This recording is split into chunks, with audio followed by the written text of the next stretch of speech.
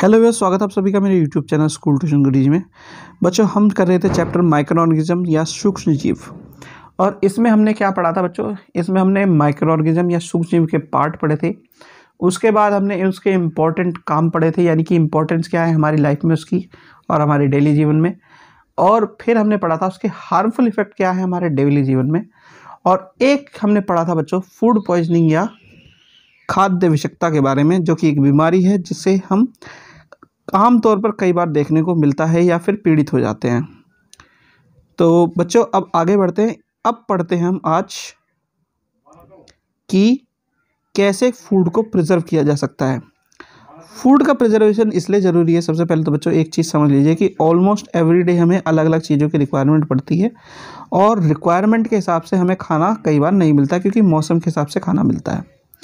होता यह है, मान लीजिए आपको कभी सर्दियों में आम खाने का मन करे तो आम मिलता है गर्मियों में, और सर्दियों में अगर आपको खाना हो तो उसका बाई प्रोडक्ट ही खाने को मिलेगा, यानी कि अचार जैसे हो गया आम का अचार, जो कि आमतौर पे हमारे भारतीय घरों में बनता है और मिलता है बच्चों।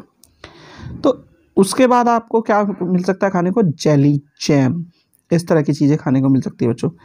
ये क्या है बच्चों? ये है आपका पूरा पूरा फूड प्रिजर्वेशन का एक पूरा पूरा पार्ट है। तो होता क्या है बच्चों कि हम कई तरह के मेजर्स के द्वारा फूड प्रिजर्वेशन करते हैं बच्चों। इसमें सबसे पहला है आपका केमिकल मेथड, यानी रासायनिक है। इसमें क्या करते हैं हम? रसायन मिला करके, जैसे सोडियम बेंजोएट हो गया और सोडियम मेटाबाइसल्फेट हो गया, इसके द्वारा हम क्या करते हैं, जो माइक्रो ऑर्गेनिज्म है उनकी ग्रोथ को कम कर देते हैं बच्चों। फिर है नमक द्वारा परीक्षण, यानी प्रिजर्वेशन बाय कॉमन साल्ट। ये सबसे कॉमन चीज़ है बच्चों, जो कि आपके घरों में होता रहता है। इसमें हम क्या करते हैं, मीट या फिश को या टेबल साल्ट से ढक देते हैं। उस पर जब पूरे पूरे पर टेबल साल्ट लगा देते हैं तो क्या होता है कि उसमें जो ग्रोथ है माइक्रो ऑर्गेनिज्म की, सूक्ष्म जीव की, वो कम हो जाती है। फिर आता है प्रिजर्वेशन बाय शुगर, चीनी द्वारा परीक्षण। चीनी के प्रयोग से खाद्य पदार्थ की नमी को कम किया जाता है और जीवाणुओं की वृद्धि को रोक दिया जाता है। ये लगभग वैसा ही है जैसे कि नमक में किया जाता है बच्चों। फिर है आपका preservation by oil and vinegar, यानी तेल और सिरके द्वारा। अचार, सब्जी, फल, मांस, मछलियाँ, इस तरह की चीज़ों को सिरके और तेल के द्वारा रोका जाता है। और इससे रोकने से क्या होता है कि इनसे हमें काफ़ी टाइम तक अचार खाने को मिलता है और ये बाई प्रोडक्ट भी खाने को मिलते हैं। फिर आता है extreme heat and cold treatment. Extreme heat and cold treatment में बच्चों हम क्या करते हैं, एक आपने फिर वापस से एक प्रोसेस समझना है जो पढ़ा भी होगा आपने, वो है पेस्चराइजेशन। पेस्चराइजेशन बेसिकली होता क्या है बच्चों कि दूध को 70 सेंटीग्रेड तक गर्म किया जाता है। वैसे 100 डिग्री सेंटीग्रेड तक चाहे गर्म करते हैं हम, लेकिन उसे 70 डिग्री सेंटीग्रेड पर गर्म करके 15 से 30 सेकंड तक गर्म किया जाता है। फिर एकाएक ठंडा कर दिया जाता है। तो ऐसा प्रोसेस कई बार करने के बाद उन्हें पैकेट्स में पैक कर दिया जाता है। और पैक करने पे क्या होता है, उसमें सूक्ष्म जीवों की वृद्धि रुक जाती है। इसी प्रोसेस को हम क्या कहते हैं? पेस्चराइजेशन कहते हैं या फिर पेस्चरीकरण कहते हैं। इसे हम लुईस पेस्चर जो साइंटिस्ट थे, उन्होंने इस पूरे मेथड को डेवलप किया था। आपके यहाँ जो पैकेट वाला दूध आता है बच्चों, वो इसी तरीके से बन करके आता है। सिंपल साइंस है जो आपको रोज़ सुबह मिलती है या शाम को मिलती है जब भी आप दूध लेकर के आते हैं। फिर है स्टोरेज और पैकेज। स्टोरेज और पैकेज भी एक तरीके का तरीका है जिसके द्वारा हम सूक्ष्म जीवों की वृद्धि रोक सकते हैं। इसमें क्या करते हैं बच्चों हम? इसमें क्या करते हैं, वायुरोधी सील बना देते हैं पैकेट के अंदर, जिससे सूक्ष्म जीव से सुरक्षा हो जाती है उनकी। ठीक है बच्चों। अब कुछ क्वेश्चन दिए हैं बच्चों आपके। कौन से क्वेश्चन है? इसी तरह के क्वेश्चन है कि 2 रासायनिक परिरक्षकों के नाम बताइए। 2 केमिकल प्रिजर्वेटिव के नाम बताने हैं बच्चों आपको। तो सोडियम बेंजोएट और सोडियम मेटाबाइसल्फेट आपके नाम है बच्चों। फिर है describe any 4 methods of food preservation. खाद्य परीक्षण के कोई 4 तरीके बताइए। तो ये 4 तरीके आप कोई से बता सकते हैं इसमें से। फिर है why is more oil and salt added to the pickle. अचार में अधिक तेल व नमक क्यों डाला जाता है? तो इसका कारण ये है कि इससे उसमें जो नमी की मात्रा है उसे कम कर दिया जाता है, और तेल जो है बाहर की वायु को उसके संपर्क में जो सामान है जिसे हम प्रिजर्व कर रहे हैं उसके संपर्क में आने से रोकता है। इस वजह से ऐसा किया जाता है बच्चों। फिर name any 4 things made from mango that can we can preserve, यानी आम से बनने वाले किन्हीं 4 चीज़ों के नाम बताइए जिनका हम परीक्षण कर सकते हैं। तो आम से बनने वाले आपकी कई सारी चीज़ें हैं बच्चों, जैसे अचार हो गया, जैम्स हो गया, जेली हो गया, पिकल हो गया आपका, और फिर आपके जूसेस हो गए। कई सारी चीज़ें हैं जो आप नाम लिख सकते हैं बच्चों।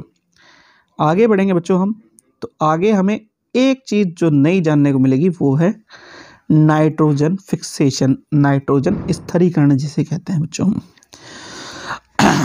होता ये है बच्चों कि हमारे जो एनवायरनमेंट है उसमें लगभग 78% नाइट्रोजन उपयुक्त है। और नाइट्रोजन क्या है? नाइट्रोजन एक इस तरह की चीज़ है जो कि ज़रूरत है सभी के लिए, प्लांट्स के लिए। अगर आप ध्यान दें तो जब अगर आपने कुछ याद हो, आपका जो 7th क्लास में एक चैप्टर जिसमें हमने न्यूट्रिशन इन प्लांट यानी पादपों में पोषण पढ़ा था, तो 3 मुख्य चीज़ें थी जिसमें एक मुख्य चीज़ थी नाइट्रोजन, पोटास वगैरह के बाद में एक जो मुख्य चीज़ थी नाइट्रोजन। और नाइट्रोजन स्थलीकरण के बारे में आपने पढ़ा था सहजीवी संबंध में यानी कि सिम्बायोसिस में। वही चीज़ हमें यहाँ पढ़नी है बच्चों। उसमें होता क्या है कि नाइट्रोजन फिक्सेशन एक प्रोसेस है जिसमें एटमॉस्फेरिक नाइट्रोजन को कन्वर्ट करके सॉइल के अंदर डाल दिया जाता है। उसे हम क्या कहलाते हैं बच्चों? नाइट्रोजन स्थलीकरण कहते हैं। इसमें हेल्प करता है बच्चों हमारा राइजोबियम बैक्टीरिया, जो कि किसमें रहता है? जो रूट नोडुल्स हैं यानी कि जो फलीदार पौधों की जड़ें हैं उसके अंदर रहता है। ये इस काम को करता है बच्चों। फिर है नाइट्रोजन फिक्सेशन करने का दूसरा तरीका क्या है कि लाइट, जो बिजली जो कड़कती है उससे भी कई बार नाइट्रोजन फिक्सेशन का काम होता है बच्चों। अब नाइट्रोजन चक्र के बारे में आपको थोड़ा सा समझ लीजिए। नाइट्रोजन चक्र क्या करता है कि जो हरे शैवाल वायुमंडल में नाइट्रोजन के यौगिकों को नीचे की साइड में मिट्टी में डाल करके नाइट्रोजन फिक्सेशन का काम करते हैं बच्चों। इससे क्या होता है? नाइट्रोजन चक्र में नाइट्रोजन जो है मिट्टी में चली जाती है। फिर पौधों की जड़ें जो होती हैं वो भी क्या करती हैं? यौगिकों में, जो पौधों के यौगिकों में जो नाइट्रोजन उनके संपर्क में आते हैं उसे भी नीचे ज़मीन में डाल करके उपयोग कर देती है। अच्छा, इसमें एक चीज़ ध्यान रखिएगा बच्चों, जो ये काम होता है राइजोबियम बैक्टीरिया वालों, फलीदार पौधे जो होते हैं हमारे, राइजोम बैक्टीरिया उन्हीं की जड़ों में पाया जाता है, वैसे नॉर्मल पौधों की जड़ों में नहीं पाया जाता। फिर एक चीज़ नॉर्मल क्या होती है बच्चों कि जो पौधे मर जाते हैं, सड़ गल जाते हैं, उनसे भी नाइट्रोजन जो होता है वो सीधे के सीधे सिंपल वे में नीचे चला जाता है। और आखिरी में क्या होता है बच्चों? कुछ स्पेशल केसेस में नाइट्रोजन कन्वर्ट हो जाता है नाइट्रोजनस वेस्ट में और वो स्थिरीकरण करके नाइट्रोजन चक्र में परिवर्तित हो जाता है। तो ये बेसिक नाइट्रोजन चक्र के बारे में बताया गया है बच्चों आपका। अब इसमें कुछ क्वेश्चन दिए हुए हैं कि bacteria found in root of bean and peas leguminous plant, यानी सेम और मटर के फलीदार पौधों में कौन सा जीवाणु पाया जाता है? तो ये राइजोबियम बैक्टीरिया मिलता है बच्चों, जिसे हम राइजोबियम नामक जीवाणु कहते हैं। फिर है नाइट्रोजन फिक्सेशन के डिफरेंट मैटर क्या क्या क्या है डिफरेंट, तो ये सारे के सारे आप बता सकते हैं बच्चों। फिर है why is nitrogen necessary for all living organism, nitrogen क्यों आवश्यक है किसी सभी प्राणियों के लिए? तो एक चीज समझ लीजिए बच्चों, नाइट्रोजन क्या है? तो बच्चों एक चीज समझ लीजिए कि 78% जो नाइट्रोजन होती है वो प्लांट और एनिमल्स दोनों के दोनों लिविंग ऑर्गेनिज्म में मिलती है। और इसके अलावा अगर बात करें तो ये हमारे जो अलग अलग चीज़ें हैं, न्यूक्लिक एसिड है, विटामिन है, और आपके वायुमंडल में सीधे उपयोग में आ सकती है। ठीक है, तो इसी वजह से ये काफ़ी ज़रूरत वाली चीज़ है और ज़रूरी भी है, क्योंकि प्रोटीन है, क्लोरोफिल है, न्यूक्लिक एसिड जो बेसिक चीज़ें है, अगर और सब चीज़ों को छोड़ भी दिया जाए तो न्यूक्लिक एसिड जो जिससे डीएनए हमारा आरएनए बनता है उसमें ये काम आती है, तो इस वजह से काफ़ी ज़रूरी है बच्चों। फिर है how does the amount of nitrogen in the atmosphere remain constant, वायुमंडल में नाइट्रोजन की मात्रा कैसे स्थिर रहती है? नाइट्रोजन चक्र बनाकर स्पष्ट कीजिए। तो इसमें आपको ये नाइट्रोजन चक्र बनाना है बच्चों, इससे पूरा का पूरा आंसर है, यही आंसर है बच्चों इसका। तो बच्चों ये हो गया आपका चैप्टर कंप्लीट और वीडियो भी। आशा करता हूँ आपको वीडियो अच्छी लगी होगी। अगर वीडियो अच्छी लगी हो तो चैनल को सब्सक्राइब करें, वीडियो को लाइक करें, शेयर करें। Thank you.